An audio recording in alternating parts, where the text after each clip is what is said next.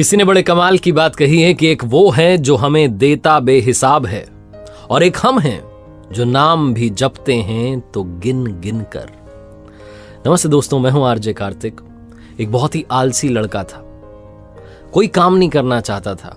उसे किसी ने बताया कि एक आश्रम है, वहां पर जाओ, आराम से रहो, 2 समय का भोजन मिल जाता है, बीच में नाश्ता मिल जाता है। उसने कहा बढ़िया। सारे काम छोड़ करके, सांसारिक जीवन छोड़ करके उसने कहा बाबा बनूंगा। चल दिया। भोला भाला था, आलसी था, वहां रहने लगा। जो आश्रम में गुरुजी थे उस समय पर प्रवचन देते थे, बाकी समय आराम करता था, भोजन कर लेता था, सो जाता था, भरपेट खाना मिलता था। महीना खत्म होने को आया और एक दिन आश्रम में सुबह कुछ भी नहीं बना। उसे लगा शायद नाश्ता नहीं मिलेगा, भोजन तो मिलेगा। भोजन के समय भी भोजन नहीं मिला। दौड़ के गया गुरुजी के पास, कहने लगा आज भोजन क्यों नहीं बना? गुरुजी ने कहा बेटा आज एकादशी है, जितने आश्रम के सदस्य हैं सबका उपवास है और तुम्हारा भी उपवास है, आज भोजन नहीं बनेगा। आलसी था लेकिन भूख बहुत लगती थी। इसने कहा नहीं, ऐसा नहीं हो सकता, मुझे तो भोजन करना है। गुरुजी ने कहा ठीक है, जाओ भंडारे में से ले जाओ सामान और बाहर ले जाके, आश्रम में नहीं बनेगा, बाहर ले जा करके बना लो। याद रखना, भोजन बनाने के बाद सबसे पहले भगवान को भोग लगाना, फिर तुम प्रसाद पाना। उसने कहा ठीक है। वो लड़का अनाज लेकर के चल दिया, बाहर जाकर के भोजन पकाने लगा। भोजन तैयार हुआ, उसके बाद कहने लगा प्रभु श्री राम आइए, पधारिए, भोग लगाइए। और उसे जब लगा कि भगवान तो आ नहीं रहे भोग लगाने के लिए, तो कहने लगा कि मुझे मालूम है आपको तो अच्छा खाने की आदत है, मैं बना नहीं पाया, मुझे बनाना आता नहीं है, रूखा सूखा जो बना। भगवान श्री राम उसकी सरलता पर प्रसन्न हो गए और दर्शन दे दिए। उसने देखा कि भगवान श्री राम आए हैं और साथ में माँ सीता भी आई हैं। उसने 2 लोगों का भोजन बनाया था, एक अपना और एक भगवान का। अब क्योंकि माँ सीता भी आई थी, भगवान भी आए थे, तो उसने वो प्रसादी भगवान को उनके ग्रहण करने के लिए सामने रख दी।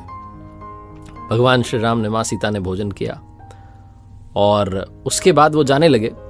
तो इस भक्त ने, जो भोला सा आलसी सा भक्त था, इसने कहा कि प्रभु आप आए, आपके दर्शन हुए, बड़ा अच्छा लगा, मुझे खाने को कुछ नहीं मिला, लेकिन कोई बात नहीं, बस एक आपसे विनती, अगली बार जब आप आए तो कितने लोग आएंगे ये पहले बता दें, ताकि मैं उतने लोगों का भोजन बना के रखूं। भगवान श्री राम फिर से मंद मंद मुस्कुराए और अंतर ध्यान हो गए।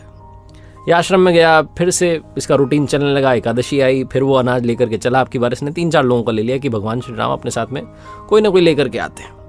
तो इसने बड़ी प्रसन्नता से भोजन बनाया और ये इंतजार करने लगा कि प्रभु आए। फिर से वही कहा प्रभु आइए, भोग लगाइए, प्रभु आइए, भोग लगाइए। और अब की बार देखता है कि भगवान श्री राम पूरा राम दरबार लेकर आए। भगवान श्री राम, माँ सीता, भ्राता लक्ष्मण, शत्रुघ्न, भरत, हनुमान जी सब आए।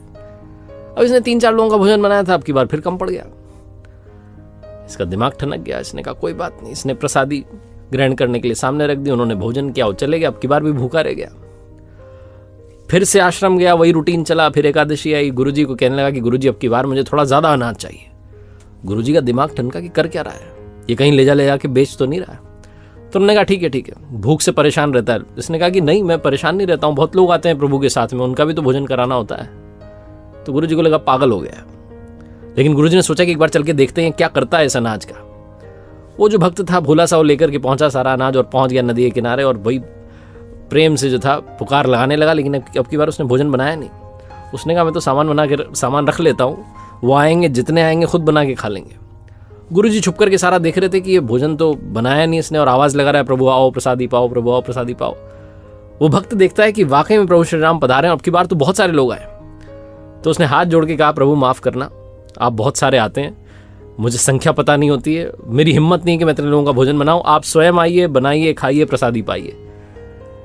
तो भगवान श्री राम मुस्कुराए। उन्होंने कहा अपने बाकी राम दरबार के साथियों से कि आओ भाई सब भोजन बनाते हैं। जो गुरुजी थे वो चुप करके देख रहे थे, समझ नहीं पा रहे थे कर क्या रहा है। तो दौड़ के आए, कहने लगे तुम अब तक भोजन बनाया क्यों नहीं, कर क्या रहे हो, देख क्या रहे हो उसको। तो उसने कहा गुरुजी आपको नहीं दिख रहा है, भगवान श्री राम पधार चुके हैं, माँ सीता आई हैं, हनुमान जी आए हैं, सब आए हैं, भोजन बन रहा है। तो गुरुजी ने कहा पागल हो गया है, मुझे तो कोई दिख नहीं रहा है। ये जो भोला सा भक्त था इसका दिमाग ठनक गया। इसने कहा क्या हो रहा है। इसने कहा भगवान कर क्या रहे हो, एक तो भूखा रखा हुआ है, गुरुजी को दर्शन नहीं दे रहे हो, गुरुजी मुझे पागल समझ रहे हैं, कृपा करके गुरुजी को दिख जाओ। भगवान ने कहा नहीं, मैं दिख नहीं सकता। तो उस भक्त ने कहा कि क्यों नहीं दिख सकते, हमारे गुरुजी तो बहुत महान है, बहुत जानते हैं, मुझसे बड़े ज्ञानी हैं, ज्ञाता हैं। भगवान ने कहा हाँ ज्ञाता होंगे, लेकिन तुम्हारी तरह सरल नहीं है। जो सरलता तुम में है वो गुरुजी में नहीं है। ये बात भक्त ने अपने गुरुजी से कह दी कि भगवान श्री राम कह रहे हैं कि आप में सरलता नहीं है, आप मेरी तरह सरल नहीं हो, इसलिए आपको नहीं दिख सकते। गुरुजी की आंखें नम हो गई, रोने लग गए, कहने लगे बिल्कुल सही कहा, मेरे अंदर तुम्हारे जितनी सरलता नहीं है। और माफी मांगने लगे। भगवान ने फिर गुरुजी को भी दर्शन दिए, उस भक्त को तो दर्शन दे ही दिए थे। बहुत छोटी सी कहानी है, लेकिन सिखाती है कि जीवन में सरलता सबसे आवश्यक है। जितने सरल बने रहेंगे उतना जीवन में आगे बढ़ते चले जाएंगे। जब आप सरल होते हैं तो आप खुद भी मुस्कुराते हैं और दूसरों को भी मुस्कुराने की वजह देते हैं। एक बार फिर से वही बात जो अक्सर आपसे कहता हूं, प्रभु के आशीर्वाद, अपनी मेहनत और अपने परिवार के प्यार के साथ कर दिखाओ कुछ जैसा कि दुनिया करना चाहे आपके जैसा। देखते रहिए मेरे साथ हर सोमवार सुबह 9:30 बजे एक नई कहानी और हर शुक्रवार सुबह 9:30 बजे लर्निंग सीरीज का एक नया वीडियो। याद रखिए, एक नया चैनल मैंने शुरू किया है जिसका नाम है आरजे कार्तिक एक्स्ट्राज। वहां मोटिवेशन के अलावा बहुत सारी बातें आपका इंतजार कर रही हैं।